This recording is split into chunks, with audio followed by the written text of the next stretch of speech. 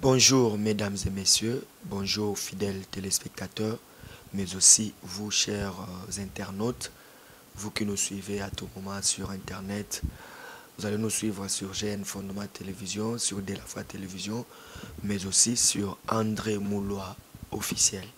Donc, vous allez nous suivre sur toutes ces trois chaînes dans le cadre de cette émission qui vous présente un grand homme, qui vous présente une grande personnalité ici en République démocratique du Congo.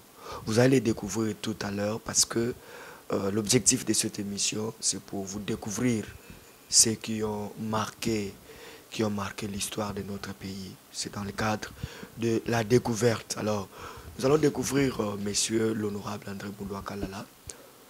Mais avant tout, nous vous saluons vous tous et nous saluons l'équipe technique qui nous accompagne, surtout Albi Bayunga qui est derrière les images, mais aussi celui que nous appelons Vini Mokono qui fait le montage de cette grande émission. Alors, comme je le disais, nous allons recevoir monsieur André Moulois Kalala que nous allons découvrir tout à l'heure. Monsieur André Moulois Kalala, bonjour. Bonjour, messieurs les journalistes. Vous êtes de nationalité congolaise, vous êtes économiste ici en République démocratique du Congo, mais aussi vous êtes dans le business.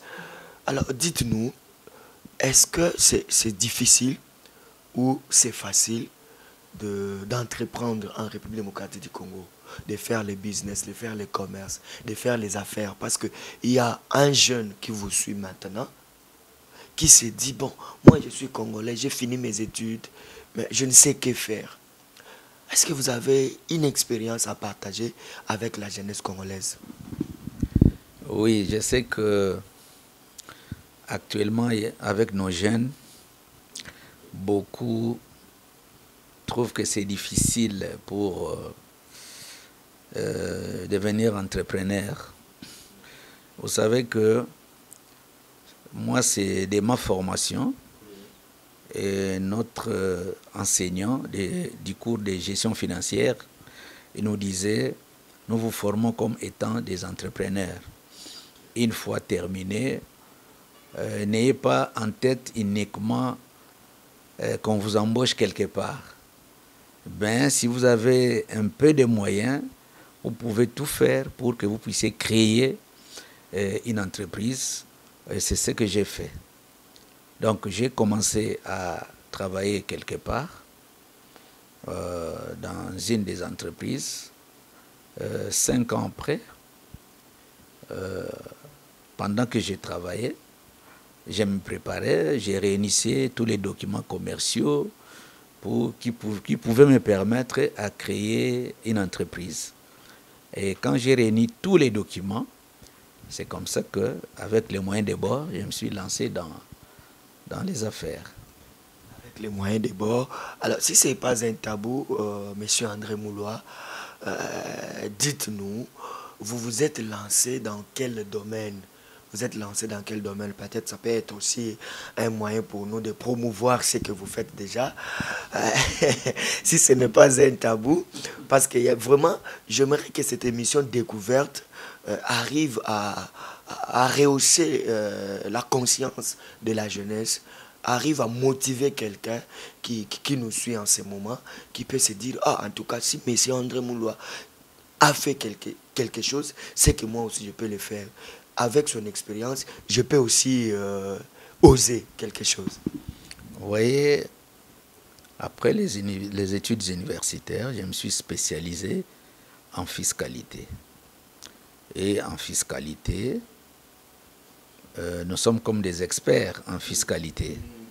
Et de là, je m'étais dit, il faudrait que je puisse avoir mon entreprise à moi et puis commencer à fonctionner. C'est comme ça que je me suis lancé dans ces domaines. Et souvent, j'ai un bureau installé en ville. Et mon bureau, je traite les dossiers de mes clients, tout ce qui concerne la fiscalité. En dehors de ça, c'est la gestion du personnel Et en dehors de ça, j'ai élargi, j'ai ajouté les transports des marchandises. Voilà un peu ce que j'ai fait. Les transports des marchandises. Donc nous sommes vraiment dans l'émission Découverte. Je crois que vous tous qui êtes en train de nous suivre, vous comprenez la pertinence de cette émission ici qui permet vraiment à chacun de nous d'oser. Il faut oser. Il faut oser comme Monsieur André qui a osé. Et aujourd'hui, il est en train de vivre. De vivre en tout cas par rapport à ce qu'il lui avait entrepris. Alors, honorable, puisque vous êtes expert dans ces domaines-là de la fiscalité, il y a aussi certaines personnes qui ont peur, qui refusent d'entreprendre, disant qu'au Congo, en RDC, il y a trop de taxes, il y a trop de tracasseries. Quand vous osez seulement faire un petit commerce, une petite affaire, c'est tous les documents du monde qui viennent auprès de vous. C'est quoi un peu cette tracasserie encore, cette manière de faire les choses? Non, bon, quand on parle de la tracasserie, c'est vrai, mais c'est un problème de s'habituer. Il faudrait vous habituer. Vous devez fonctionner dans les formels, avoir tous les papiers requis et puis payer l'impôt. L'État congolais doit vous connaître. Une fois que vous êtes connu, je ne pense pas que l'État cherchera à vous éliminer. Au contraire, l'État a besoin de vous. Parce que vous payez l'impôt. Quand vous payez l'impôt, vous apportez de l'argent à l'État congolais. Vous voyez, l'État, au contraire, doit nous encourager pour que nous continuions à exister. Vous voyez. Ok. Donc, il faut que nous puissions payer les impôts. Et ça, c'est un grand sujet honorable. Monsieur André, j'aimerais que vous puissiez vraiment insister là-dessus, parce qu'il y a des gens qui font des affaires, il y a des gens qui font des commerces, mais qui contournent un peu l'État, qui ne veulent pas s'acquitter de leurs devoirs, c'est-à-dire payer la taxe, parce que l'État doit vivre avec ça. Mais il y a beaucoup qui ne font pas ça, beaucoup ne payent pas leurs taxes, en commençant même par certains acteurs politiques. Non, un acteur politique, c'est quelqu'un qui doit être modèle. Parce que nous donnons une bonne image à la population. Nous sommes là, nous travaillons pour défendre la population. Or, si l'acteur politique est dans la fausseté, comment il peut être un modèle? Voilà pourquoi j'ai toujours dit, si vous voulez demeurer dans les affaires, vous devez travailler dans les formels. Si vous êtes dans l'informel, mais les jours où l'État vous surprendra, ça sera la fuite totale. Vous voyez, surtout avec le gouvernement de Fachi Béton, il y a l'IGF qui est là, qui est en train de faire la patrouille financière. Alors si on vous attrape avec de telles choses, ça sera difficile. Ouais, vaut mieux rester dans les formels et là, on vous respecte. Ça, c'est très capital. Celui qui reste dans les formels, il sera respecté et respectable. Ça, c'est très fort, Monsieur André Moulois. Alors, nous sommes en train d'aller vraiment dans ce que vous êtes. Oui, vous avez fait les affaires. Oui, vous êtes dans l'entrepreneuriat. Est-ce que ça se limite là? Ou bien aujourd'hui, vous avez d'autres ambitions? Non, je continue. Je vous ai dit que je suis acteur politique. Je suis dans notre parti, AMP, En Marche pour les Progrès. Et nous sommes dans les regroupements AADD. Je suis candidat député national. Nous continuons. Maintenant, nous sommes dans une période de pré-campagne. On va lentement et sûrement, en attendant qu'on entre à la période proprement dite de la campagne.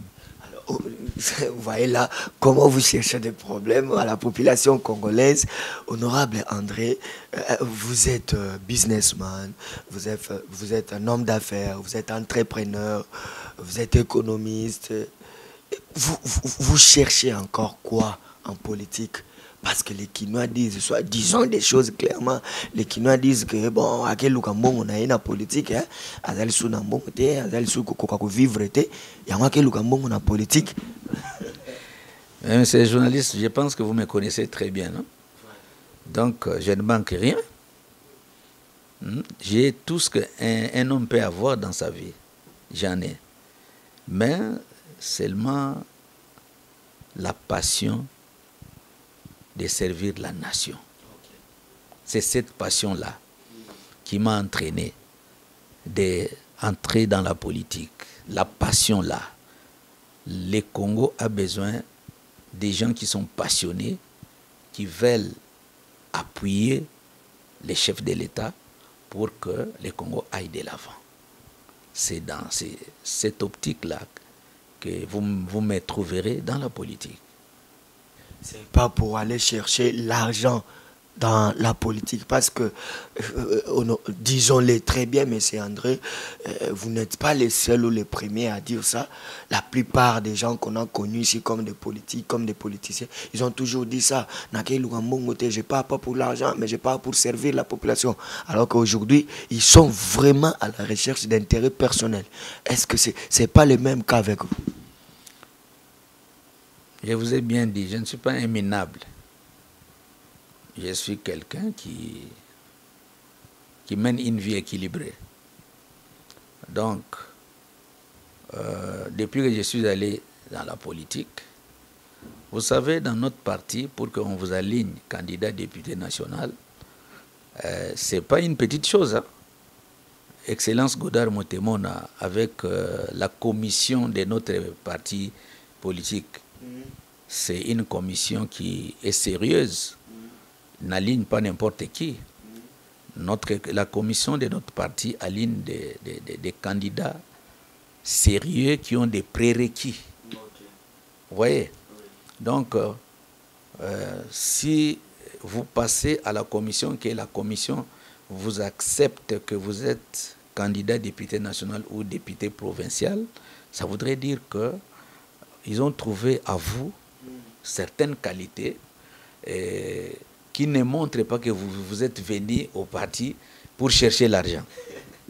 Ok, ça c'est très important, une précision d'état. Oui. Donc, je ne sais pas ailleurs.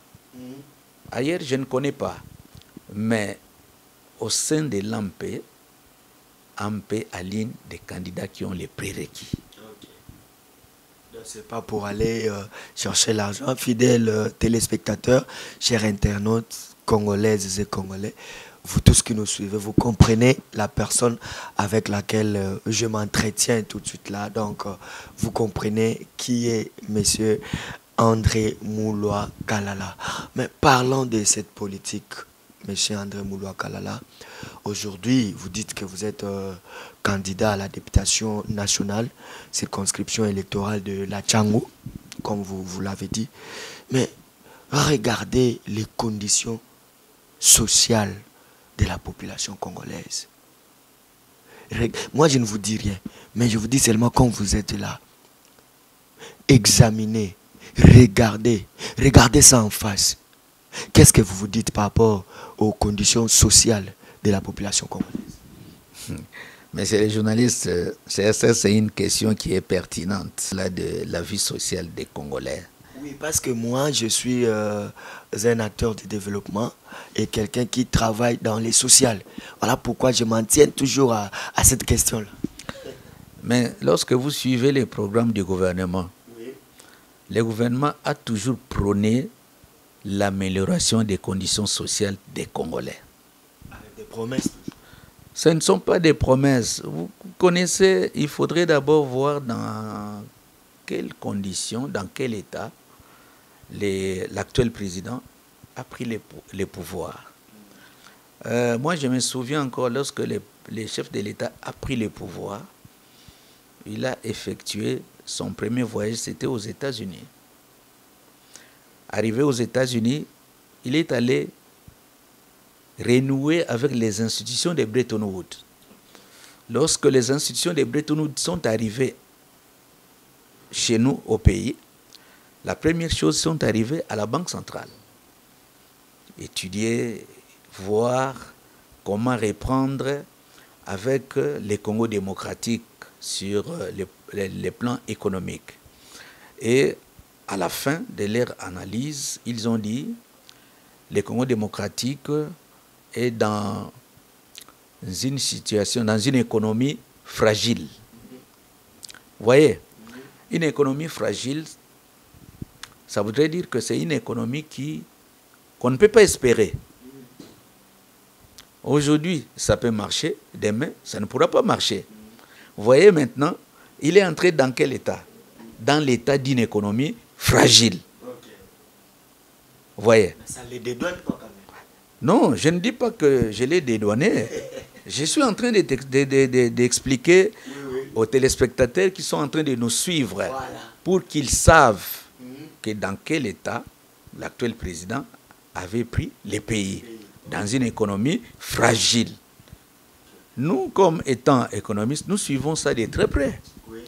Et voire même dans la situation d'une économie fragile, on ne peut pas vous octroyer un financement. Si on vous octroie un financement et que ce financement s'engloutit, vous voyez, il fallait qu'il se mette au travail. Il fallait qu'il travaille. Malgré l'économie fragile, il n'a pas croisé les bras. Il est en train de travailler. Il a mis l'IGF, il a réhabilité l'IGF pour que l'IGF reprenne la patrouille financière. Et c'est grâce à l'IGF que l'économie est en train de remonter. Mais l'impact, c'est tout à fait normal sur les plans économiques pour que le peuple sente l'impact de ce qu'il est en train de faire. Mais il faut créer les richesses. C'est ce qu'on est en train de faire. À un certain moment, ça arrivera, ça donnera l'équilibre. Et vous êtes économiste, quand vous dites qu'il faut créer les richesses, vous conseillez quoi à nos autorités actuelles en termes de la création des richesses pour que quand même les Congolais sentent l'amélioration de leurs conditions de vie? Mais c'est ce que le président de la République est en train de faire. Quoi, par exemple? Les programmes des 145 territoires. Bien que nous sommes dans une situation inflationniste, mais c'est-à-dire, vous pouvez vous réveiller le matin, on vous dit que les dollars s'est déprécié. Je vous ai parlé des indicateurs macroéconomiques qui font que les dollars se déprécient. Vous voyez? Maintenant que, malgré cela, mais il met un programme de 145 territoires. Sur ces programmes-là, suivez ça de près. Il y a la construction des hôpitaux. Il y a la construction des écoles. Il y a la construction des bureaux administratifs modernes. Il y a les réhabilitations des routes agricoles. Les routes des dessertes agricoles. Ça voudrait dire quoi? Que dans sa vision, il veut assez que lorsque les routes sont complètement réhabilitées, il y aura l'abondance des biens de consommation sur les marchés. Et lorsqu'il y a l'abondance, ça fait quoi? Ça baisse directement les prix. Vous voyez? Et à ce moment-là, la population va sentir. Mais lorsqu'il est en train de créer la construction des hôpitaux, la construction des écoles, il fait quoi? Il crée les emplois à l'arrière-pays, à l'intérieur, tout comme dans des centres-villes. Il crée les emplois. C'est ça, créer les richesses. Quand il mettra tout le monde au travail, les gens sont en train de travailler, ces gens-là, les enseignants, ils vont payer l'impôt. L'impôt, c'est une richesse qui entre à l'État congolais. Vous voyez? Donc, il y aura une masse monétaire importante que l'État va récolter. Donc, les téléspectateurs sentent que nous sommes vraiment en face d'un économiste. Donc, c'est pas moi. Donc, vous comprenez que je suis en face d'un économiste. Je vous demanderai juste de vous abonner massivement sur notre chaîne Jeune Fondement Télévision, sur André Moulois officiel. Vous pouvez vous abonner. Mais aussi, vous qui nous suivez sur De La Voix Télévision, nous vous demandons toujours de mieux suivre cette émission-là parce qu'il y a la matière. Il y a la matière, surtout en ce qui concerne l'économie. Alors, Monsieur André Mouloua Kalala, aujourd'hui, honorable André Mouloua Kalala, parce que d'abord, j'aimerais poser cette question un peu directe. Est-ce que vous êtes confiant vous-même que vous serez proclamé par la CENI et confirmé par la Cour constitutionnelle comme étant député national circonscription électorale de Tchangou? Parce qu'à Tchangou, il y a des poids lourds, ne vous en faites pas. En politique, on ne craint personne. Comment ça? Il y a des grandes renommées quand même. Oui, les grandes renommées, ils ne sont pas nés renommés. Vous voyez? Oui. Donc, ils ont travaillé pour qu'ils puissent avoir cette renommée. Nous aussi, nous sommes en train de travailler pour que la renommée aussi nous revienne. Très confiant. Je suis confiant, je suis confiant. Est-ce que vous avez des bases même? Nous ne pouvons pas les démontrer ici. Ici, nous sommes en train de faire l'émission. Mais ceux qui me suivent, qui sont à Tchangou, ils savent que... Ou par exemple, ou dans quel quartier? Tchangou, dans quel quartier? Tchangou est vaste. Mais c'est les journalistes. Oui. Quand vous arrivez à Ndjili, on vous parlera de l'honorable André Mouloua. Oui. Vous entrez à Kimbanseke, Oui. on vous parlera de l'honorable André Mouloua. Surtout une fois, j'étais avec vous en reportage sur la route Mokali, par exemple. Les amis de Mokali, nous vous saluons. À Ndjili, on a été peut-être dans 3 ou 4 quartiers comme ça. Exactement. Donc, je ne me suis pas limité là-bas. Okay. Vous entrez en Sélé, on vous parlera de l'honorable André Mouloua. Vous entrez à Massina, au quartier 3, au fond là-bas. Je suis en train de sillonner partout là. Et bientôt, je suis en train de reprendre. Parce qu'à un moment, il y avait une trêve. Et maintenant, bientôt, on va commencer la pré-campagne. Je serai sur le terrain. Nous avons suivi plusieurs de vos reportages. On parle de vous comme étant l'homme aux actions concrètes.